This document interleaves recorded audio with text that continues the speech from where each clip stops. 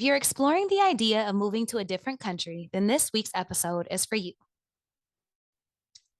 Hey, y'all. How's everybody doing today? Welcome to Carlie's Couch. As you can see, we are virtual, which means we have a guest today. It's been a little minute, but this one is going to be super interesting. And we are excited about today's conversation. Me too, me too. Hey y'all, how you doing? Hi, for those watching, and I guess for those listening too, that is Amber C. Edwards that you just heard. I'm going to let Carlie go ahead and introduce her. Yep, Amber C. Edwards is a systems builder and integrator who created Overseas with Ease, relocation resources that teach Black women how to move overseas efficiently. She decided to join the expat life in 2018, first in Qatar for 6 months, then to Antigua and Barbuda, where her father is from. She hit the ground running, immersing herself in the culture, and met everyone from RM, the Rasta man, to the PM, the Prime Minister. She launched Overseas with Ease after the 2020 US election and has helped over 40 people move overseas, both temporarily and permanently. In 2021, she started the LIT, Local In Training House, an all-inclusive group housing with comprehensive support and community for Black women who want to test out what it is like to live outside of the US. So these days, I do have a lot of conversations about folks who are interested in moving abroad, and I'm hoping that hearing this conversation will at the least empower them to consider it as an option. And that's one thing I'm big on is just people recognizing that they do have different options, and maybe something they never thought about, but they might be like, you know what, I could do this, or let me go ahead and take those first steps. So we're really glad to hear from you today and really good to get those tactical steps and things that people need to think about if they want to move out of the United States. And before I hop over to you, I just want to tell you, so I have a personal training client here in Los Angeles, a Black woman, and she was telling me that she's thinking about moving overseas and she was going to go spend a month long sabbatical or trip in Mexico City. And I was like, yo, you need to follow Amber. She's like, Amber C. Edwards? Oh no, I already follow her. She was like, Oh. she's like Lit House. Like she was so excited. She said, oh my God, you know her? And I was like, yeah, that's so cool. So just so you know, the things you're doing are touching people in ways you can't even imagine. So I was like, oh, this is perfect. And then Lexi was recently on a vacation and she was like, yo, I think I'm about to get up out of here for like a month or so. And I was like, yo, we need to get Amber on the podcast. Yeah, so I love it. Thank you for being here. I'm glad that this is your expertise. It's not something that you just hear about often, and especially not as a woman of color, which brings about a whole nother, lieu of things to think about if you're moving abroad. So thank you for being with us. And our first question is, are you living abroad right now? Yes, I am in Mexico. Oh.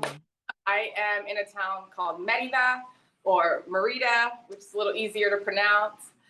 It's in the Yucatan Peninsula, so we're about 3 hours from Tulum and Cancun.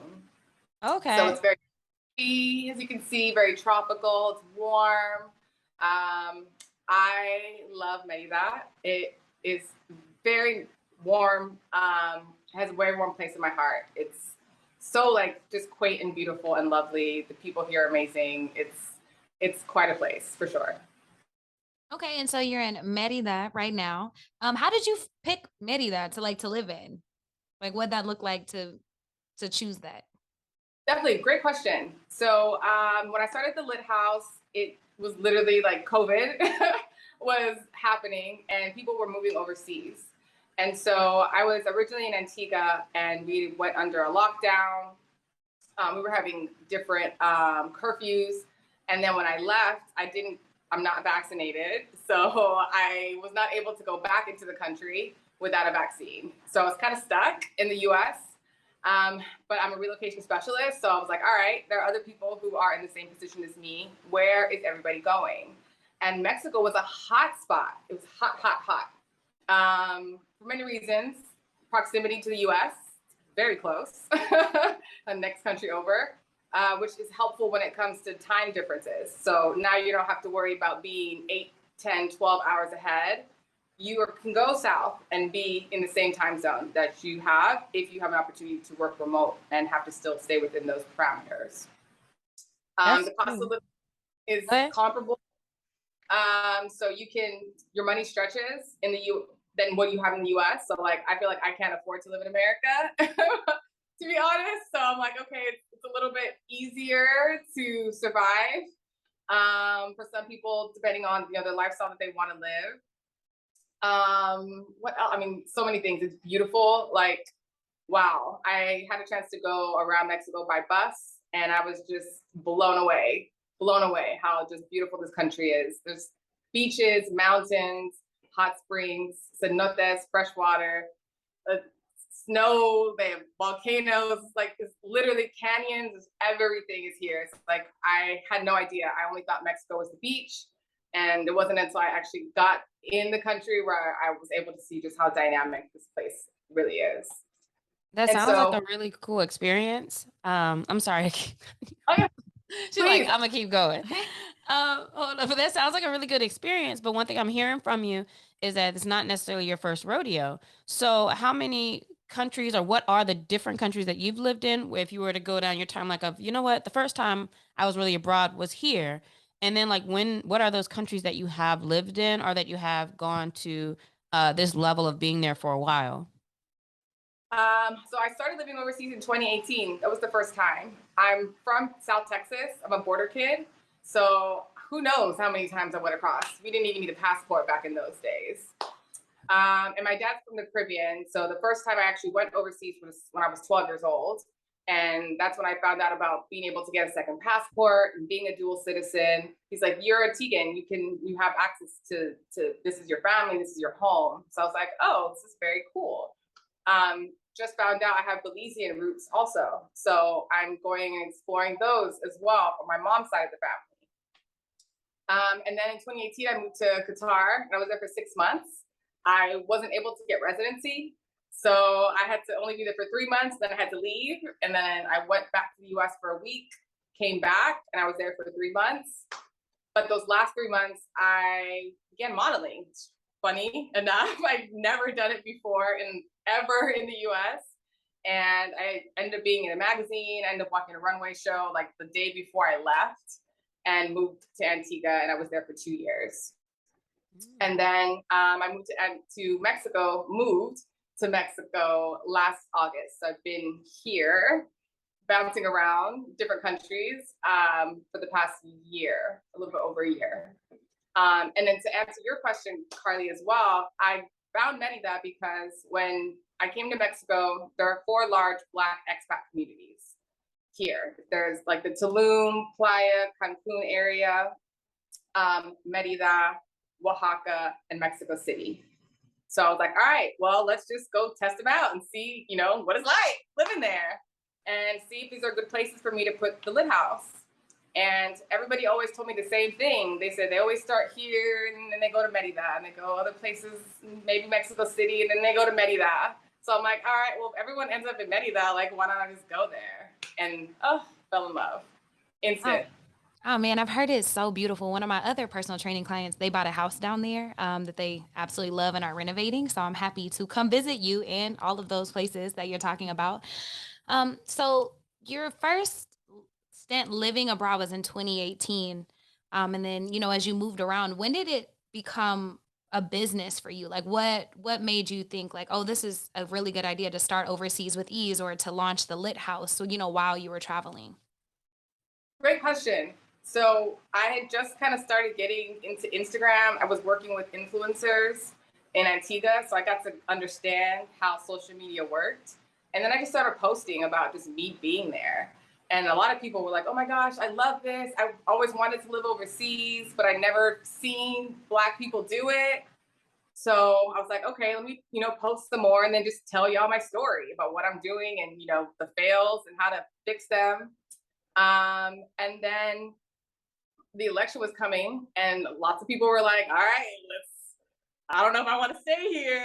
There was a thing called Blaxit, which is similar to Brexit, like when the UK left the European Union. So it was a lot of Black Americans leaving America.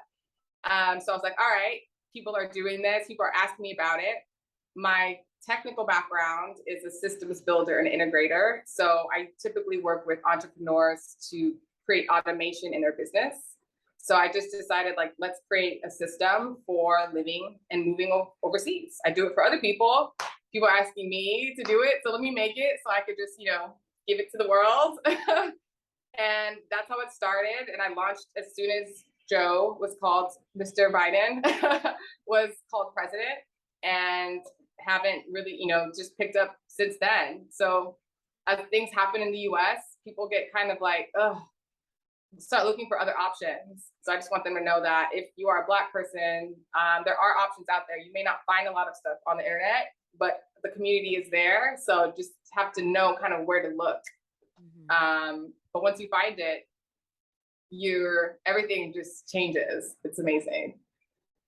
I love that. And I love how many entrepreneurial stories have to do with the situation that they're in or the thing that they love, and people just genuinely being interested in that. That makes it so much easier to kind of move in that space. And that people really are interested in getting out of the country and exploring something new.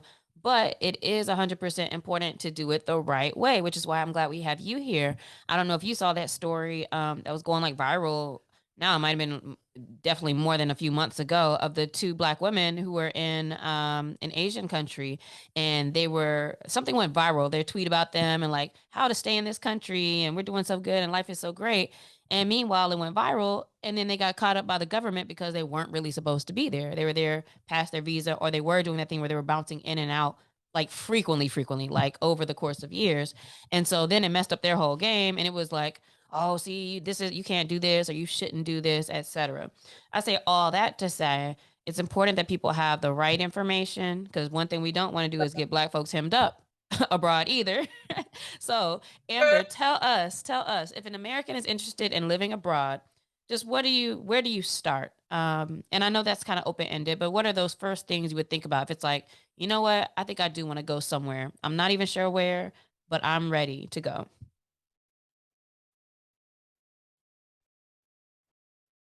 With Facebook groups, Black people in whatever country that you're thinking about. So we can say Mexico, Black people in Mexico, brothers and sisters of Mexico City. Brothers and sisters is a group that's like all over the country. Black expat, the word expat is a word that if you start researching overseas, you'll see it a lot. So Black expats of Merida, that's where I always say to start, because that's going to give you like targeted information on what it's like in the Black perspective in that city and in that country. It's going to give you, everyone's already asked all the questions they could possibly ask. So I say start with the search bar, type in maybe neighborhood. Because you're like, okay, if I want to move to Mexico City, that's a big city.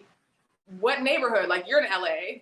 LA is not LA. It's what neighborhood are you in LA? So it's the same thing. So if I'm like, okay, I want to move to Mexico City, what neighborhood am I going to start with? So I'll, not Google, I'll go in the Facebook group, Black people of Mexico City. Oh, there's a group. And it'll pull up the other groups that are similar. You join them, you type in neighborhood, and it's going to be a search engine full of questions about what's the best neighborhood, probably.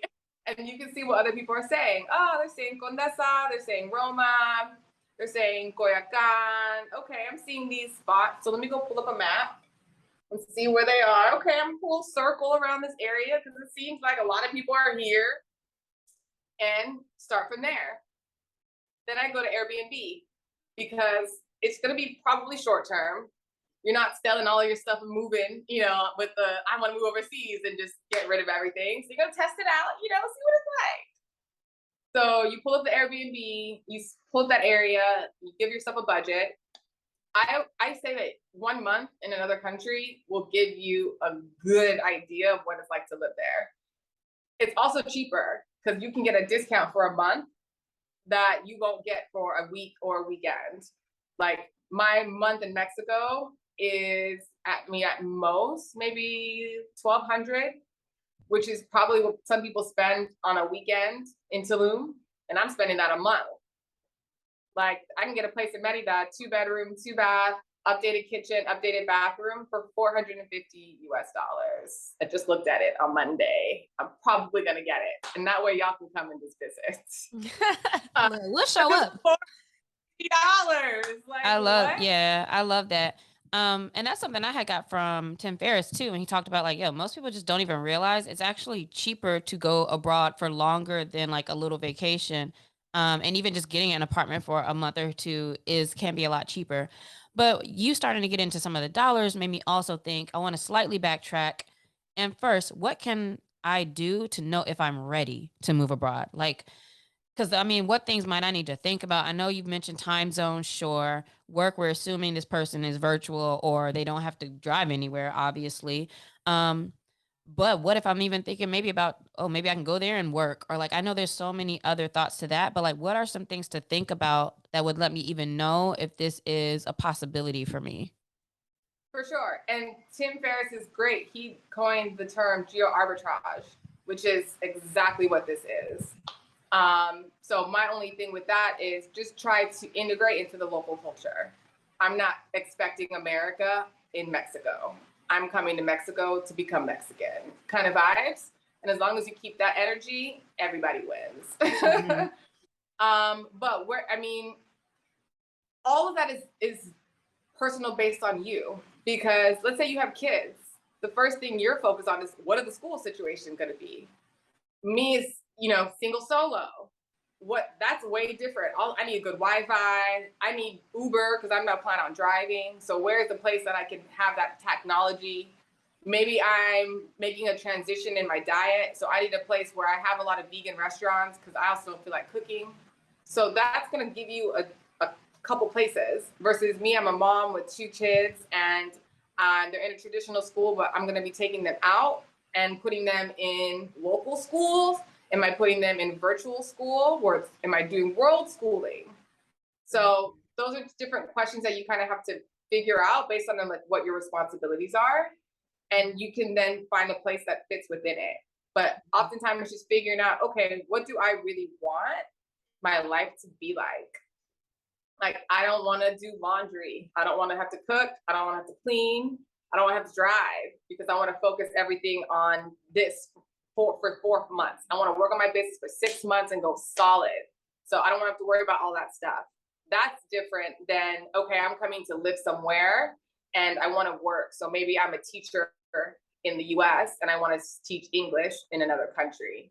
That's a whole different vibe. So it's kind of hard for me to say that because it's like, well, I don't know. You tell me about you. Mhm. Talk about what is it with you? We can diagnose it right here.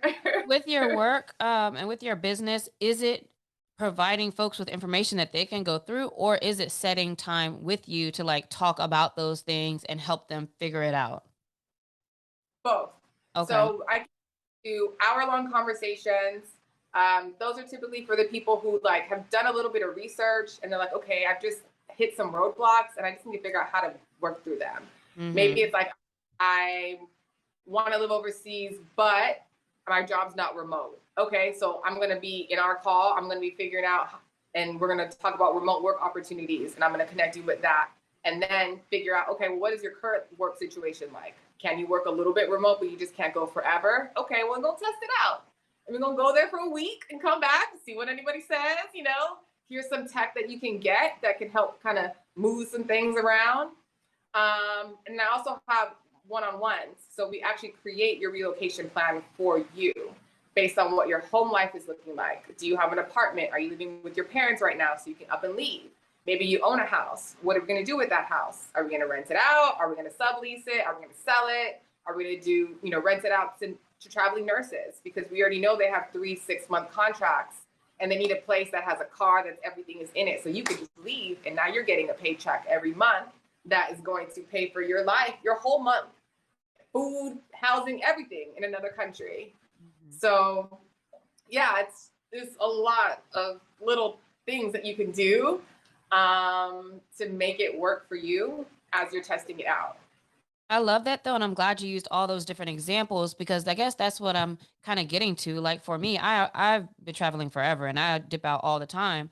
And I know it's nothing to like go somewhere and stay there for a little while. And yet for folks who feel like they have real things that hold them here, whether it's just that they have not experienced it as much or like to your point, like, dang, I just leased this car, or it could be something so small that keeps them from making that next step. And so it's good to know that you are able to kind of already have those resources or those thoughts planned out for things that can help folks kind of get past that to still do what they really want to do. So I think that's really interesting. And those are some of the things that I was trying to think of, like, well, what are some of those like roadblocks for even wanting to get started? But if they're serious enough, it sounds like between doing the research you said, talking to someone like you, looking through the resources you provide, at least they know like this is something that they can work through. One other question that I have is, you mentioned going to try the place out for a month, which I think makes sense. But then what should they potentially do to know what the requirements are for living there if that does work? So like let's say, this month works, and then you come home, should it have been a place where you know how many months you can stay there without a visa, or what kind of visa you need, or can you even stay there without a job? Like all of those things that people might have to think about. That probably helps determine a location and where you're going as well, right? Definitely. So, as an American, there are a very large amount of countries, Mhm. over 50, definitely, probably close to 100, where you can go visa free for 30 to 90 days. I will make a list. I have a small list of 6 months where you can just go as a tourist. You can rent an Airbnb month to month. Every month you can go to a new Airbnb. Every week you can go to a new Airbnb if you want to. And you can stay there within that time frame and then go back to the US and then reassess. Who Have you knows? ever helped somebody like move like all the way, like they have nothing left here, and maybe they've gone for a little bit, tried it, done 3 months, 6 months, cool, but like they really like committed to like, I live in Paris now. Have you ever helped Yeah. anybody with that, or have any experiences with anything like that? Yes. So I work with two sisters who were coming from Virginia, with their two daughters. And one of the sisters came for a week during last November for a test run. After a week, she was sold. And then that was November, December, January, February. 3 months later, they sold everything. They sold it, they got rid of it, they donated it, they packed around 8 bags and came to Medivac actually. And it's lovely. They've noticed just a difference in their healing. One of their daughters has um, some health issues, and she used to have strokes, and she's like within the first week, she's like the strokes disappeared. The food that they've been eating has transformed their bodies. They've been losing weight. I don't know, it's such a magical place. But yeah, they have left, they are done. We set up the schooling first because that was the most important thing. And we did homeschool is what they were doing during COVID. So they just maintained that while they're here, and have started they started their own business, as well as had an opportunity to work for a company for a contract, a local Mexican company as well. Oh, That's no. awesome. I'm about to say, yeah, that's Yeah, thanks for amazing. sharing, and that's awesome for you, I'm sure, to see the impact that that has on other people outside of just, I'm gonna be somewhere new. But we know like it's so, but from the way food is processed here and grown That's a whole to, other yeah, all these episode. environmental things that really can make a big difference. So kudos to you on that. That sounds great. And the fact that they had kids, I feel like that's probably the Mm-hmm. most like scary part a lot of For times for sure. parents. But there are two questions that I want to address because I feel like they are the two biggest mental roadblocks that people have to go through in their heads. And so the first one is, but Amber, like I don't have money to live overseas. Like, what do you mean? And you addressed it a little bit, but what do you say when people are like, I can't afford that? What? I'm like, how much are you paying in rent? I'll ask them, and I'd be like, I bet you that's how much my whole month costs in Mexico for everything, my food, my transportation. Like my Uber is 50 cents. I laugh. 50 cents. I don't spend more. I haven't spent more than $15 on an Uber, and that was to go like 45 minutes. So the food doesn't cost as much. My housing isn't as much. Everything is like, okay, yes. I always ask, like, how much is your rent? And then we'll put you in a place where it's the same or cheaper. So that's really it. It's really mental because just like Alexia said earlier with Tim Ferriss, it's a whole thing. So people are clearly doing it. I'm not the first to come up with it. It has a whole term called geo arbitrage. So if y'all do hashtag geo arbitrage, you can look it up. It's funny too because you don't even have to feel like, oh, okay, so I can go to the Caribbean or Mexico. I was looking at apartments last year. I was looking at apartments in Italy, in Venice. And because I was like, well, what would it be like if I really wanted to like live right there? And I was seeing places like on the river, 3 floors. They had the chandeliers, the fire architecture, rent like 1,200 euros, which, well, now that the dollar's gone up is a lot, but like it wasn't crazy. And I was like, oh, like you could really go Mm-hmm. a lot of different places and not be that crazy at all. You definitely could. And it's not that expensive to go somewhere because if the finances is the thing, there are countries where you only need one ticket to go in. So for example, Mexico, you don't need to have you don't need to show onward travel. So that's going to save you money because now you only have to book one way. We can figure out the other way later. We can put it on Uplift and do the payment plan for the flights. So that means every month you're paying $20. So we can do that. When it comes to your stuff in the US, if you're keeping things and coming back, okay, great. We're just figuring out what to do with your stuff so you can make some money. But if you're like, I'm done, I'm leaving, you're going to be selling things. That's going to give you money right there. You're going to be cutting things where you're not going to have services anymore. That $15 a month that you spend on Netflix, that $30 a month you spend on cable, that my phone bill is $30 a month versus the $100 that it was in the US. So I'm already saving money in another country. So all that you're cutting, the money is there. You're just not used to it because of the environment that's around. But you're just going to a different environment where things don't cost as much.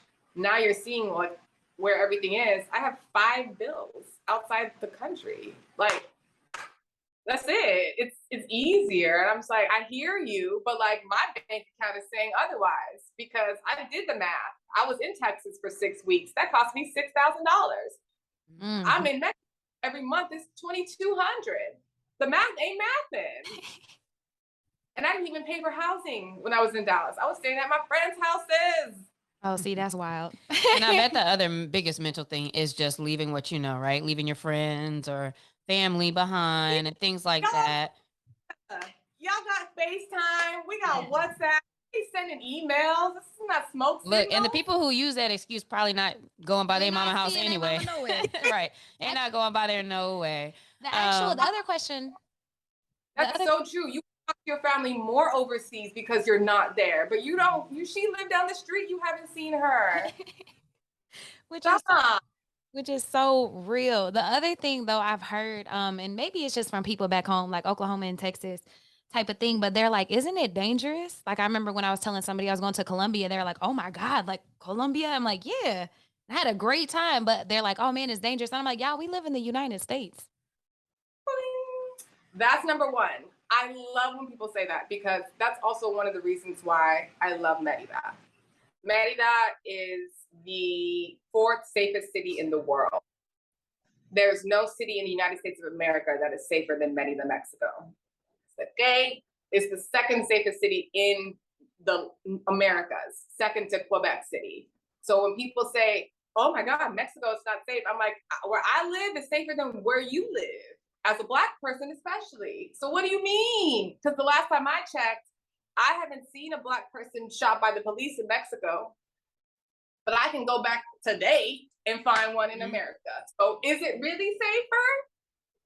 You know, if you're gonna do, I would say, if you're gonna do it, you're gonna be about it, you're gonna be about it, you know? But if you're just living and being you and just being happy and free and just giving, because all that's already gonna be coming, you'll get all of that back. But if you go, you know, you're gonna dice around it, you know, then, you know, it's gonna happen.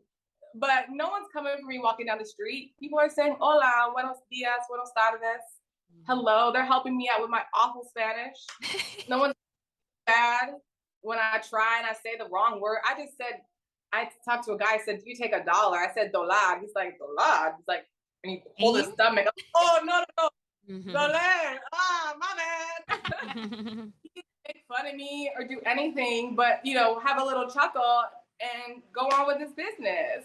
So it's a really interesting, freeing feeling to come. And I challenge y'all to go and actually see, because when you go back, you're going to operate in just a way different way. It's just a thing when you move. You go back and you start looking Coming back to the differently. United States is always interestingly like a downer, and all of a sudden like you do not like other folks. Like I said, I had a lot of experiences like Eastern Europe, all through Europe and other places. And when you're around people who also seem to be less stressed, they have less and they're less stressed and they're more giving, and like just it feels like people are really genuine people, and you come back here and it really is tough. Like that's a big thing about coming back. So I'm Yeah, sure, yeah, I'm sure for you too that like that's something you experience when you come back. Like I was like, ooh, it took me a while just to not feel so judgy of everything around me, but yeah, that's a big thing for sure. yep, it is. I've decided like months in the US is no longer a need. I'm gonna come for the weekend and I'm gonna be right back. So, but I'm like, y'all come see me. But y'all don't want to because you don't know it. And you're gonna be like, ah shit, I don't wanna go back. I'll be like, ah, it works. It works. But yes, no, it's lovely. Like once you go, especially finding community is like the biggest thing. Because you can be in the most beautiful place in the world with all the tech and all the transitional things that you need, but you have no friends, like it's gonna be miserable. So really focusing on that community aspect is huge because that's gonna make or break your time overseas. How do you build a community overseas? Um, Facebook. Those Facebook groups are great. It's a great way to start. Instagram. It's way easier to connect with other Black travelers through different hashtags now as well. And then the Black expat community, it's not that big. So I went to Mexico City. My friend John was like, "Hey, Caleb, who you've been hearing about forever, lives in Mexico City now." And I was like, "What? Hold up." Met up with Caleb. Caleb then introduced me to all his friends. So I literally had a built-in network just from someone that I knew from college that had a friend with someone that just happened to live there. That's the same thing what happened in Qatar. I put on Facebook, hey, I'm moving to Doha. Taylor Hornsby was like, hey, my cousin lives there. Y'all need to connect. I met up with her cousin. I got introduced to all of her friends. So it's once you go and you're like, I'm going to move somewhere, people are going to be, oh, I know someone that lives there. Let me connect you with so and so. Just like you did. Hey, my friend lives in Mexico City. Let me connect you with her. And then I bring her in and she meets all the people. And she's like, yo, I found my people. Like, if you want to live overseas, you probably are like one of the few people in your group that wants to do that. So you probably think, no one else is going to do this. Like, I might be crazy, or like this isn't something Black people do, or I'm not gonna have any friends. But once you start to research and you'll find that network and you start to have those conversations, you'll see that you guys are on that kind of same pathway that you've been missing back in the US, because it just does something when you live in another country. Mhm. Unlocked, it's like a cheat code. And so if that's something that you've been seeking but haven't found, I often find that people find that overseas with those communities. And quite frankly, like in general, those moves are not that different than if you're moving like me moving to LA from DC. Like you know somebody there or you find out somebody there and all of a sudden you're connected to other people. And it seems like with most of this, right? Like you could still approach it the same way as moving to just another city. But Right. would you say is the hardest part about this transition? Something that maybe is kind of different than just being within the US that somebody should think about or recognize or consider if they want to move abroad? The hardest thing to get together. Um, I would say going back to what I just talked about earlier is finding your community there. Because if you go and you don't know anybody, it's going to be very lonely. So, and maybe initially that's what you need. You maybe need to have some alone time to kind of just get rid of all the thoughts and just kind of release the trauma that you've experienced. But it does come a time where you are going to need to start integrating into the society. So being open to things not being exactly how it is in the US. Like I was cooking Thanksgiving or Christmas dinner last year. I was like, all right, all my friends are out at the pyramids. I'm gonna cook. Let me go get some stovetop stuffing. Ain't got no stovetop at the grocery store. So I could have had a whole meltdown easily. But I was like, you know what? How am I going to adjust to it? And there have been times where I did have meltdowns where I couldn't find something and I just really needed and really wanted it. And I just got frustrated. And then you just kind of, feel the feels and then find an alternative. So having that network of people that can help you find things is essential. So it's really building that community because, hey, y'all, where can I find, grits? I'm just missing some grits. I'm homesick. I miss my grandma's grits. Where can I find some grits? You go to the store, you can't find any. Now you're in a mood. It's like when you just have a group chat, a WhatsApp group chat, which that's another thing is like that secret portal, is there will be WhatsApp group chats that house a lot of these communities, and you can quickly ask them, hey y'all, where's the best where can I find a barber? Where can I get my nails done? Where can I get my, sugared? So anything specific that you need, if you just have instant access to it, it makes it so much easier. But not having that, that's where the frustration and things come in. Mm-hmm. And of course, language, like American English is not the same everywhere around the world. Even in the US, like some words we say in Texas, they don't know about in New York versus in LA. So give yourself some grace when it comes to going to a place, especially where English is not the first language. My recommendation is to create a script because we all say the same things. You go to a restaurant, hi, how are you? Can I have a table for two? We have the menu. This is what I want to eat. So create that script for that language and just memorize it because you're going to say the same things every restaurant you go to, every time you get in a taxi. How much does the taxi cost to get here? How many pesos? Learn your numbers. So little things. You don't have to be fluent, but there's some things that, certain foods that you like. I don't like mushrooms, so I learned the hard way that champiñones is mushrooms, and that's always in my head from now on. So you're gonna fail your way through things. Just laugh and just, you could be frustrated, but it really is funny in the grand scheme of things. After you're there for a year, you're gonna laugh at yourself. Like, yo, remember when I ordered grasshoppers, thinking it was not mushrooms, and this whole situation happened? So, but in the moment, you're like, I'm hungry. I just want to eat. Ah. No, I get it. And I just had grasshoppers in Mexico too. So I was like, low key, there's kind of good, but They are. Not expecting it, you're like, what is this? But one thing that's standing out to me across all of this, right, is that it does take a spirit of releasing and letting go. And it does take having a spirit of exploration. And, not everybody has that, but I think a lot of people have a little bit more of it than they might think. And so for some of our listeners, to y'all, it might be like, oh, bet, like I'm gonna go on Airbnb right now and like find somewhere for the next month. And then for other people, like, it takes more, but it can be hard to not have control or to just submit yourself totally to something new. So for anybody who does that, for all that you have been doing with that, kudos to you. And definitely, I think that's a good thing to just experience in life and just letting go of what you knew and like totally letting yourself be like, I am at the whim of Mexico, wherever I'm at, and let's see what happens because you can make it work as long as you got Google access to some Wi-Fi. You can figure out things. Is what you're saying. So free, you good. They got free Wi-Fi outside. So why do you have a band? and that's the stuff that makes you mad when you come back. They're just now in LA talking about a project where they're putting it's starting to come out in the next few months, Wi-Fi outside, and it's like we're behind on everything. Like anytime you go somewhere abroad and they're doing stuff and it's like, yeah, we don't have, at the time, like we don't have the chip on our debit card. Like, and this was 10 years ago. So it's like, oh, America, like why does everything have to just be about money right now? But it is what it is. And to that point, you might get abroad and be like, dang, I really am much happier here. And look, enjoy life. Yeah. And it's just so funny how far behind we are, but how we're nationalized to think that we are the best and always in every single way. And you travel and you're like, huh? Like, wait, what? It's absolutely not like that. But it actually got me thinking with two questions.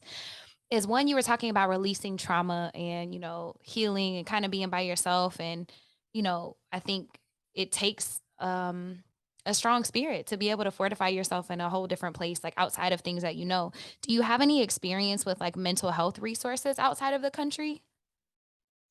Not on the way that they have in the US, but it's more on a spiritual level is what I've been seeing. So, for example, here in Merida itself, there's lots of healers, and there's a Black woman named Sister Yaya who connects with most of the healers that are here, and they're able to give women different, they call it a sabota. So like it's like a body massage. So especially the women that had kids, all their organs are moved and they're just still there. So she puts them back in place.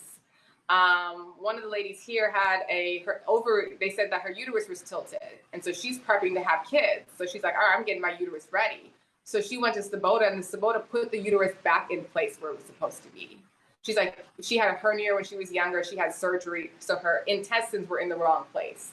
She moved them back. So all of that is helping with her digestion. It's all helping with the food, which all goes to the mentals as well. When you eat seeded fruits that have full of seeds, watermelons that are full of seeds. I have an orange tree right here full of seeds.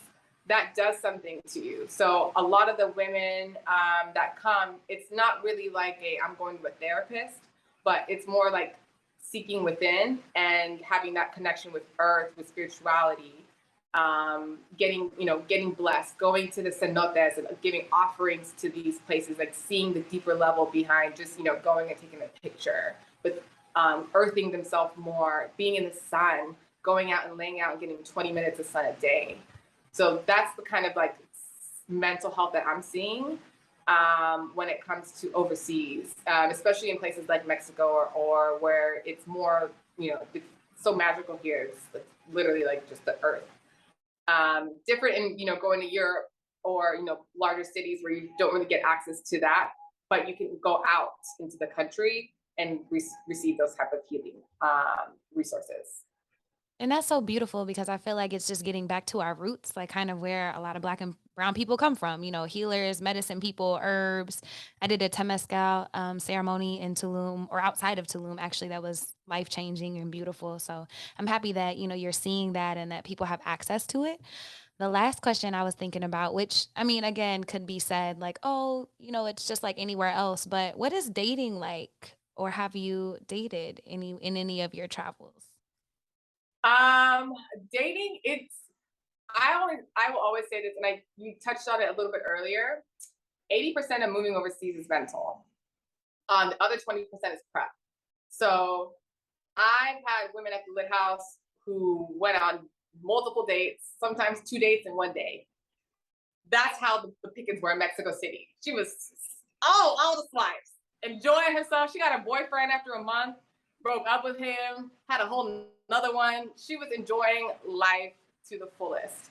But I also have friends who dated and have had awful experiences.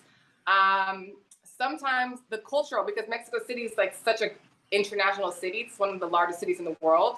There's people from everywhere. So now you're kind of learning new cultures and another culture and not understanding the cultural things behind things. And that part wasn't very successful for them. So there's definitely people, and depending on where you go,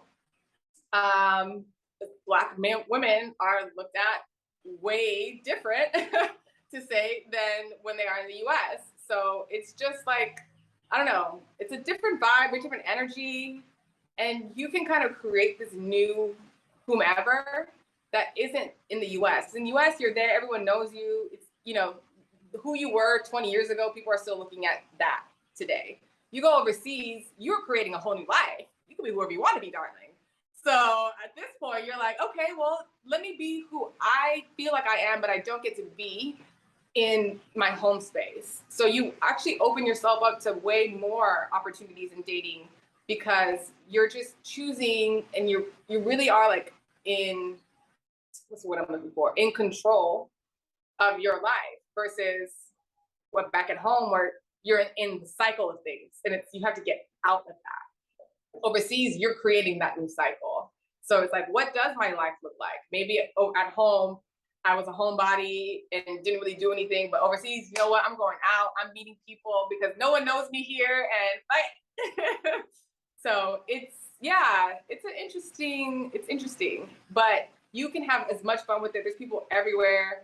And then of course, if you're in a place like Tulum, or that's a more touristy destination, and that's a lot of Black people or a lot of people are coming there, now you're getting to meet people from your home country as well. So now you're getting to meet other people that you normally would have never had a chance to meet. So like your dating pool, in my mind, is a lot bigger than in the US where it's just where or who's in your network. Yeah, I love that. That does sound adventurous. And I think that is always a good opportunity if you're kind of changing stages in your life to like evaluate, like, all right, who do I want to be? What can I do different? And then just start acting as that person. That is really cool to do. Thank you so much for everything, all the gems that you dropped, all those thoughts and all the things to consider. And I'm hoping that the listeners, got something to where they're like, oh man, like that's something they've been kind of thinking was holding them back. But you know what? Maybe I can hop on Google. Like that's all I want y'all to do is just hop on Google and just look at a couple of things, right? And let us know. Shout out Carlie's Couch on TikTok, on Instagram, on Twitter, on whatever. If you do get that Airbnb, and then of course follow Amber online as well. I'm gonna let you wrap it up with our shout out to her. Yeah, thank you so much, Amber, for joining. Amber and I met in college, and it's been so beautiful watching her grow on her journey and open these gateways for everybody else, and especially Black people to be able to travel and feel supported. We know you just did a new rebrand, and we always end our episode with a shout out. So, how can people support you? Where do they need to follow you? Or you? I think you have a class dropping soon. Like, what's going on within your world? For sure. So Instagram is going to be the best way to get a hold of me. It is my name, Amber C. Edwards. That is it on everything. That's also my website, ambercedwards.com. That's where you can find relocation resources. Maybe you just want to talk for an hour and break through some things. Maybe you're like, I'm ready to go for a month, for a year, forever. Let's put this plan together. I got you. Maybe you're like, all right, I fuck with, ooh, I mess with you. I want to go live with you. I want to, see what this is like. Come to the Lit House. We're here for 1 month, and we explore the pre-existing Black expat communities all over the world. You get a taste of what it's like to be a local in that city, and everything is done for you. You just bring your clothes, your computer. I got everything else.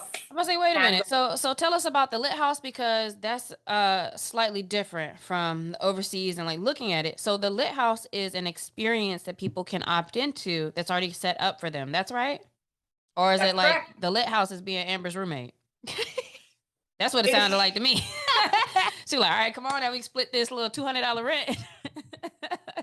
Look, I just want to make sure because like that also is a even more of a low hanging fruit. If it's like, oh, she got a spot, I could go there for like a little while and see what's going on. Yeah, we just got to show up. That's it. Just show up. It's 28 days. And in those 28 days, every day it's a new lesson on how to integrate into the local society. Oh, cool. It's like everything in the house is covered. So all the toilet paper, the soap, the kitchen is fully stocked with all the produce. I teach you how to go grocery shop. I teach you how to go to the market. I give you money for the market, and I teach you how to get it, how to get the fruit. We go to the ATM. We go on vacations while you're here. So you figure out how to, if you're living here, you want to go and test out different things. Hey, girl. One of my old Lit House alumni is here. She just came. Oh, cool. That's cool. And That sounds like a good experience to do that with somebody else if you do have any reservations about it. yep, you coming? I'm here. I've been there. You meet my people that are here. And it's great because right now I'm at the house, but I will be starting to train new people to live at the house and be the host so that the house is running year round. And if you want to test it out, you go, we here. There's some ACE approved spots these are the restaurants that you should go to. They know me. I've frequented them. They know about the culture. So you go like, hey, I'm a part of the Lit House. You're like, oh, you Amber's friend. Okay, we good. So So it's basically, just like, Amber is the plug. Basically. I mean, we're here. I'm meeting people and telling them about what I'm doing, and they're all so loving it and excited to just be a part of the process. So it's easy to make connections, especially if the place is great and you go somewhere, you want to know where to eat. You don't even know where to start. So it's like, well, where do I go? No worries, I got you. Just come. Okay, tell me what you want to eat. Here's the list. And they all know me. So when you go, they're gonna treat you like family, and be good to them either, because I got you. This is my people. That's wild. But yes, it is a curated experience. It's 28 days, and it just teaches you how to become a local. And that way, if you do want to test out life outside the country without having to give up everything, just bring the stuff that you need to work. And sometimes some people don't work. They just come and they take a month off to just figure out what they want to do. Sometimes they come because they have a goal that they want to set. So like, I want to finish, this girl that's here now, she's working on a cookbook. So her goal was to finish the cookbook and get it to the publisher by the time she leaves. This done, she's sending it to her today. So she leaves on Saturday. She was here focused that month on accomplishing that goal. We got some content along the way. We did photo shoots, we did brand photo shoots, all of that. So it's a lovely space. I'm figuring out what to call it, but it's a lovely space. It sounds like it. Amber out here doing God's work. So y'all go follow her at Amber C. Edwards on everything. Visit her website at ambercedwards.com. Check out the Lit House, Overseas with Ease. And then we always end every episode with a question of the week. And I'm going to shoot it towards you first, Amber. If you could relive one day of your life, which one would it be? Ooh, okay. So the first one that popped up to mind is what I'm going with. It was my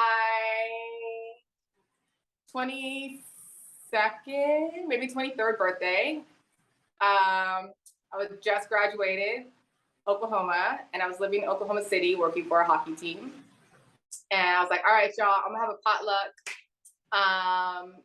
So as a cannabis participant, I was like, you can either bring some cannabis or some drink. I got all the food, I'm a cook, or you can bring a side dish. So I invited everybody, just like all my friends from all walks of life, people that I worked at the Thunder with, people that I worked at OU, people from OU, my high school friends that were living there. I just brought everybody come. So probably about 20 people ended up coming. And it was great. Like the connections that people made, I still have people who are friends from that night that would have never met each other. We had like 2 large smoking circles. So I had this big old couch and I set it up in a circle and everybody had a J. We just all smoking at the same time, just passing it like 10 blunts in rotation. So, and that was just like a great night because it was just like a lot of random fun and just like us being silly and just the power of cannabis and how it just brings people together as well. So I would say that it was just like one of my most random nights. I was like, I don't know what's gonna happen. I had just done a wedding, what do they call, like the bridal shows? I had just done it that day, so I was running late and I was like, oh my God, it's gonna be awful. No, everyone's gonna be waiting on me. CP time hit, so I was good. Everything got set up perfect and it all worked out perfectly. So what I thought was going to be awful ended up being a really, really cool day. So yeah. I was like, nah, that sound lit. Not to be corny. But what about you, Lexi? For me, I can't even think of a very specific time like that, but it would be around that similar vibe of a lot of people around me. Like when I think about experiences that are unforgettable, they usually are like traveling. They're somewhere abroad with folks, being kind of in the midst and in that space where you're just like, wow, this is dope, like around you. But I really have so many of those, so I feel really blessed and I'm thankful that I do. And that I don't feel like that's far away. Like I feel like that's something that I could always recreate. So I never really had a day where I'm like, man, I wish I could really like do this again. Or if I had to have a groundhog day, like what day would it be over and over? And I really feel like we can create those moments as long as we have like that community that you're talking about, and able to kind of feel free and be free. So definitely would be something similar, but I'm sorry, I can't think of one of the very specific ones because every time I kind of thought of something, I was like, I don't know if that would be the top one, but it's so many, like so many adventures, something at one of those adventurous days. Yeah, absolutely. And I like the word you just dropped with that too. We can create that anytime we want to. And that is such a blessing. Two real quick that popped in my head. The first one was actually in Tulum. It was the day that I did the Temescal ceremony. It was just such a beautiful adventure filled day. And we were driving through the jungle and it was just so peaceful. Like just the vibes, the sun, just thanking God for the glory. Like it was just such a beautiful day. And then the second one was my birthday last year, just because I was surrounded with so much love and like peace. And I, got out of LA for a little bit. It was just nice. That's beautiful. I love it. Great question. That's beautiful. All right, listeners, let us know if you could relive a day in your life. What day would that be? Be sure to connect with Amber C. Edwards on whatever profile you're most active. Feel free to ask her questions, like her pictures, check out the website.